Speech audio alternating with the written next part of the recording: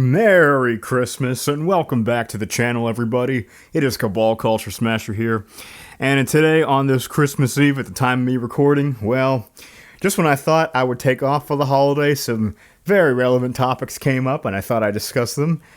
Sort of a nice pre-Christmas celebration, if you want to put it that way.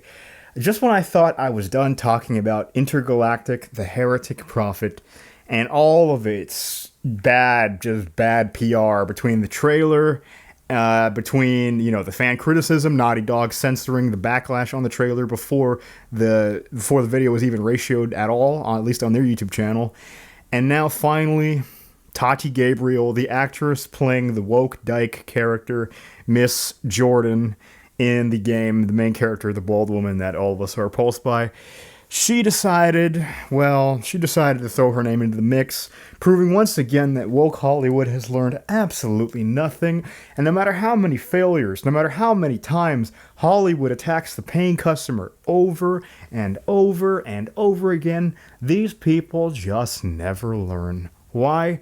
Because they think that they are totally above you. They think that you are beneath them, that they are superior to you in every way, and you must listen to everything they tell you what's going to happen, or else. Well, let's take a look at it, shall we? Yeah. Fragile masculinity. Get it? 100% incel tears. So DEI-licious. You mad, bro? Yeah. That was posted by Tati Gabriel on her Instagram story about a day ago, and thank God the internet always catches on to everybody's shit before they have a chance to scrub their social media profile. So thank you to whoever took a picture of this and posted it to the internet initially. I can't exactly recall who it was that was able to do that or snag it. There wasn't really credited, but this was a fan art created for Tati Gabriel and for the game. And then Tati Gabriel ended up reposting this on her Instagram story. As you can see, it has Ciri from The Witcher and Jordan, because, of course, some people have concerns about Ciri from The Witcher 4 being the main protagonist in the game, which I don't think a lot of the actual Witcher fans themselves are opposed to that happening. I think the problem is, of course, it's 2024. We know what to expect from Hollywood and the games industry and everybody involved in making arts and entertainment. They just don't trust what they're going to see. I think, generally speaking, it's healthy to say that a lot of people have much more optimism for The Witcher 4 than they do for something like the Heretic Prophet, right? For obvious reasons. I mean, Ciri is a character that's already pre-established. People already kind of know the character. They know what to expect. Hopefully, in their minds, they're hoping that because it doesn't become just another girl boss, all female power fantasy type stuff. But we know, unfortunately, given the current circumstances of the time, it probably will be. So that's sad. I know a lot of people are probably looking forward to that game as well. And I really don't think that game's going to flop. It's not going to flop because it's a Witcher game. Of course, it'll, I think, sell somewhat decently. Even if it has some woke elements to it, it should do a lot better than the Heretic Prophet, at least. Heretic Prophet's different. Why? Because, well, obviously, it's an original franchise, and they're already pissing off the fans from the get-go. Why would people give a chance to an original IP when they know that they're being hated on just for being a white straight male before they've even played the game? Why would they give it a chance? And why does anyone want to defend this? By the way, why are there people in my comments trying to even defend this Naughty Dog and even give these people the benefit of the doubt? They don't deserve it. They certainly have proven time and again that they don't like you. Why are you defending people that actively despise critics of the game, actively want to divide half of the player base before the game has even released? I mean, this game, we don't even know the release date for this game yet, right? And the problem is, we're already in a post-woke era. This is now the end of wokeness as we see it. People are done, especially with Donald Trump getting back in office. It shows. People are sick and they're tired of this. They're not going to give this game a chance. They're much more likely to give Witcher 4 a chance than this game. But it doesn't seem like Hollywood is aware of that because, of course, they never are. They're so out of touch with what the average person wants. They just don't understand anything about running a business. If this was any other business in any other market, someone who would attack the fans this much as Hollywood does, they would go bankrupt. A lot of them would have been bankrupted a very long time ago. Well, people like Tati Gabriel, who, by the way, is totally repulsive to look at, who said we shouldn't judge a book by its cover? Because honestly, sometimes we really should. This person wears her craziness on her face, right? Between her, Tati Gabriel, people like Brie Larson, people like Rachel Zegler, many others, Mark freaking Hamill, who we're going to talk about in a second, Robert De Niro, all of these hacks, man, they're so out of touch. They hate you, they despise you, and trust me, they want only in their hearts to actually destroy the country. Whether they unconsciously know this or not, this is what they really want, is the total destruction of society. I keep talking about it, and yet people want to just pretend like it doesn't even exist, pretend like we're all crazy.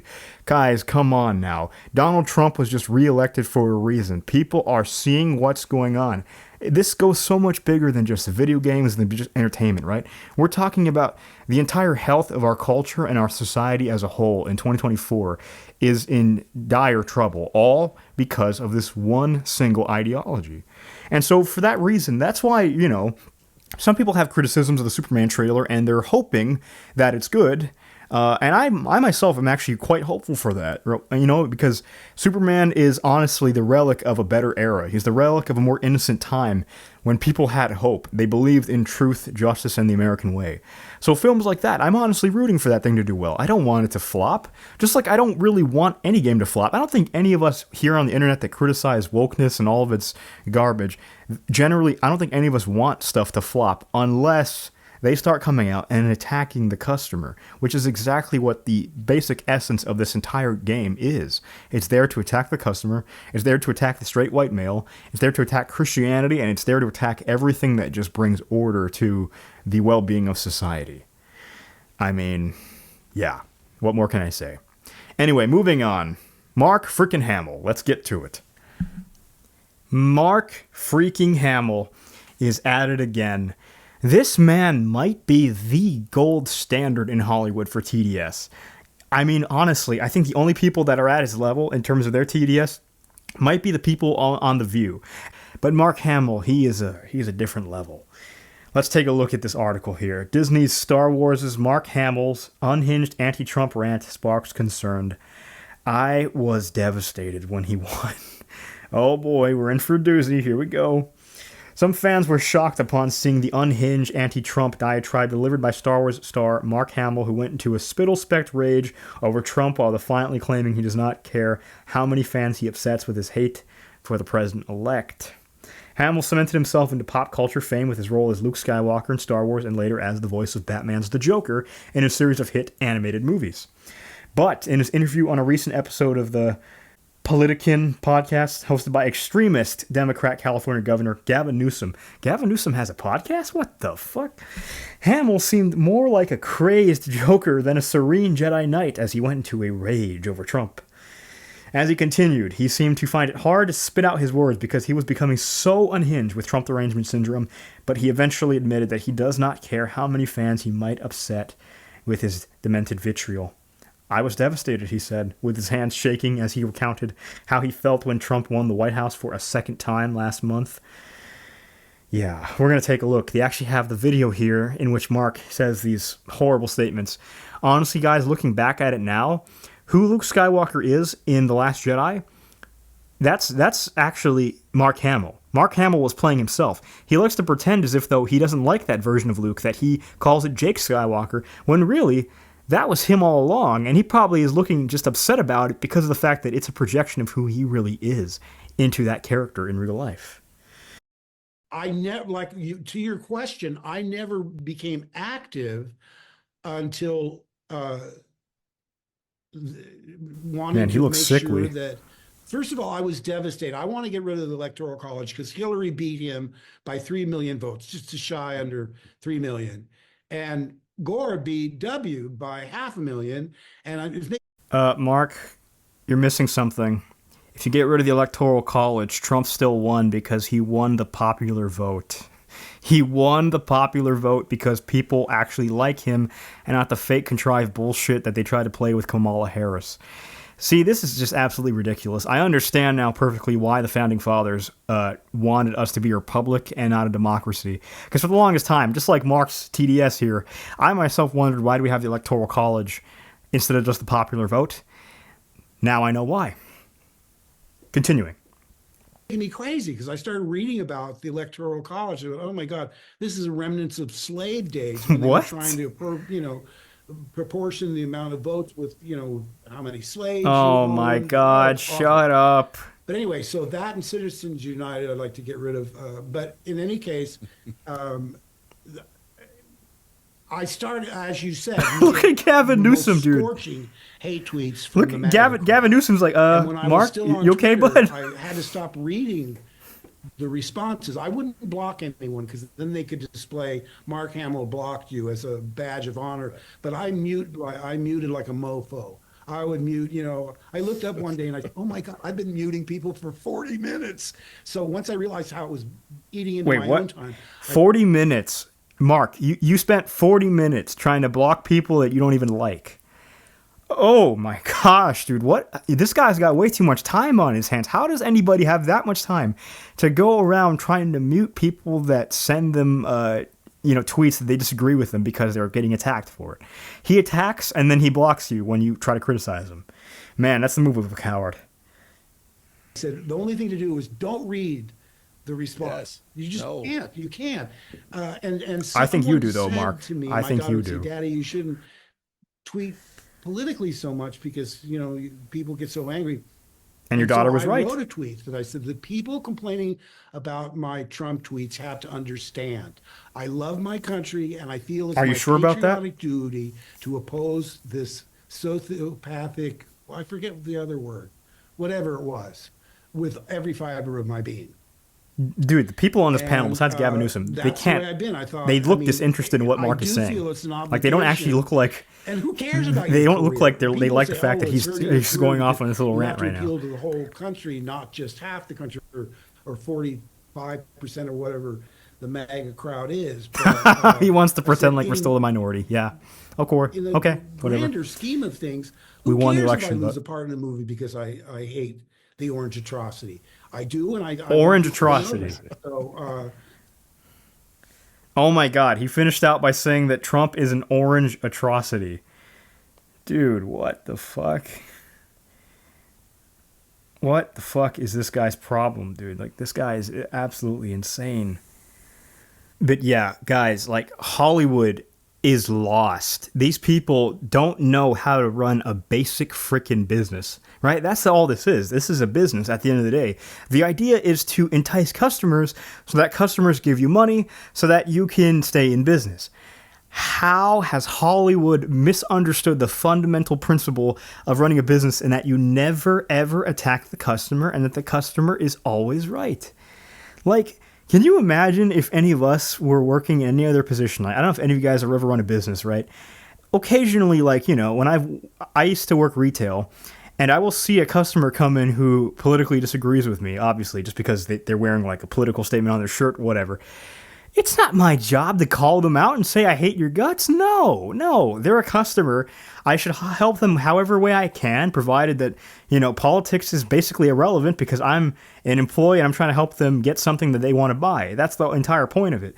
It should transcend political lines. Art is supposed to bring people together from all walks of life. But people like Mark Hamill, people like Naughty Dog, and just Hollywood in general, their entire business model now is, we hate your guts, we're going to promote the modern messaging, and only the modern audience is going to support our stuff. You as a paying customer, you as a man who works hard for his family 9 to 5, struggles, beats on his ass every day trying to make a living for himself, just wants to feed his kid and just wants him to have a good life.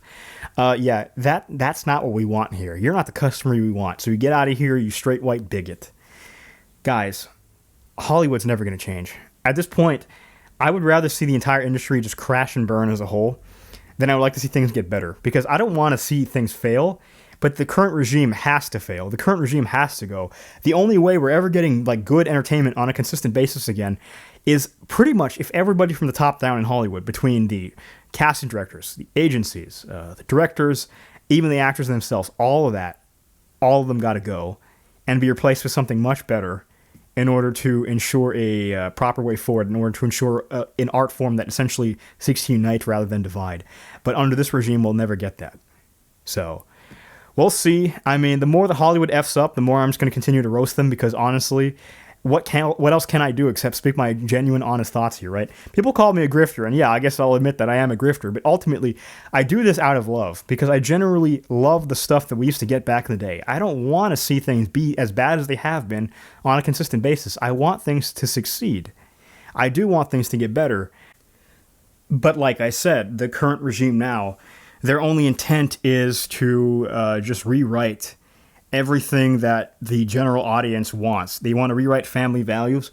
They want to rewrite traditional heroism. Everything that we're used to seeing that pretty much is just the order of society. They want to rewrite all of that and try to change it into something that's ugly and that's distorted and is essentially Marxism. That's the ultimate agenda here, is the total and complete downfall of the West. That's always been the plan.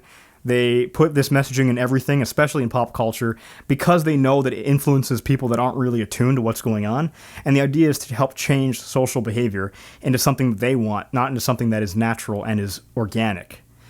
But anyway, guys, that was the video. I mean, I will continue to cover whatever Mark Hamill says or whatever Naughty Dog does about Intergalactic, because ultimately these people just don't know how to create anything. They're really bad at creating art, and they just keep bringing this on themselves, and the more that they do that, I'll just keep covering it, because it helps me, certainly. But anyway, guys, that was the video. Thanks so much for watching this video. Leave a like and subscribe, and have a good day.